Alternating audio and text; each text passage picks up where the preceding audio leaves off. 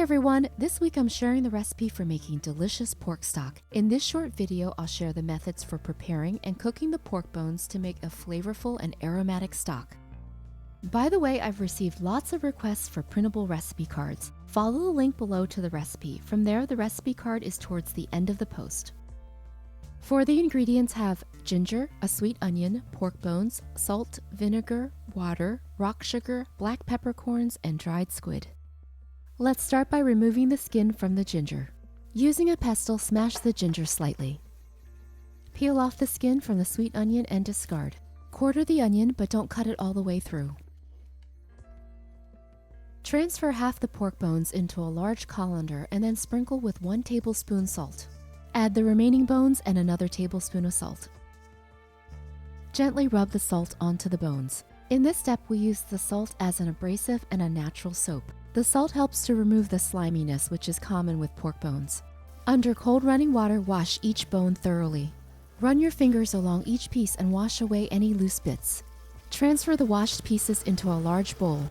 Sprinkle in another tablespoon salt and vinegar. The vinegar helps to neutralize the strong smell of the bones. Fill the bowl with cold water and then let the bones soak for 10 minutes.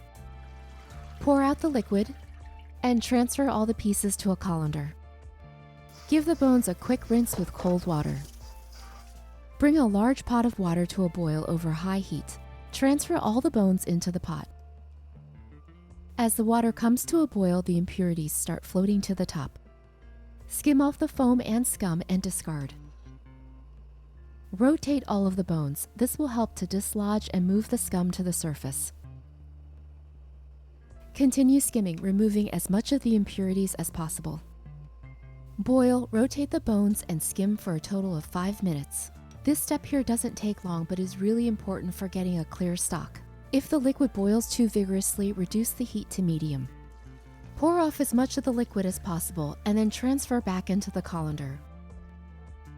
Under cold running water, again wash each piece thoroughly. Use your fingers to scrub and remove any bits of marrow.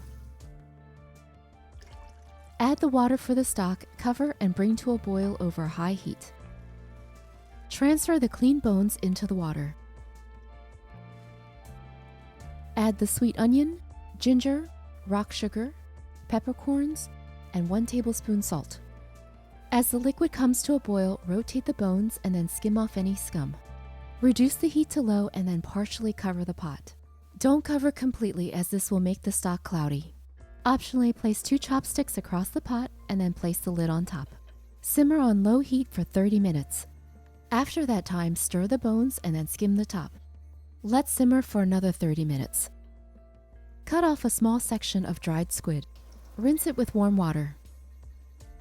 Place into a small oven and bake at 350 degrees for 8 minutes. Add to the stock after the first hour of cooking.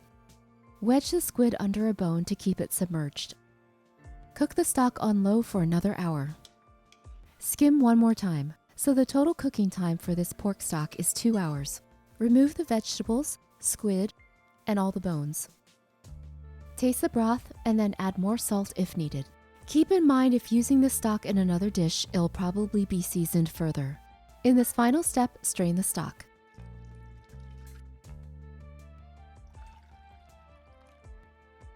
If not using right away, store in the refrigerator and it's good for up to 1 week. In the freezer, it's good for up to 6 months. Enjoy this as a simple soup with your favorite dishes, as a base for soups and stews, or in delicious noodle soups. Hi, I hope you've enjoyed this easy how-to video. If you have any questions or comments, please feel free to post below. For full recipes, check out RunAwayRice.com. I work on new recipes each week, so please subscribe to my channel to stay tuned. This is Trang wishing you good eating and good health. Thanks for watching.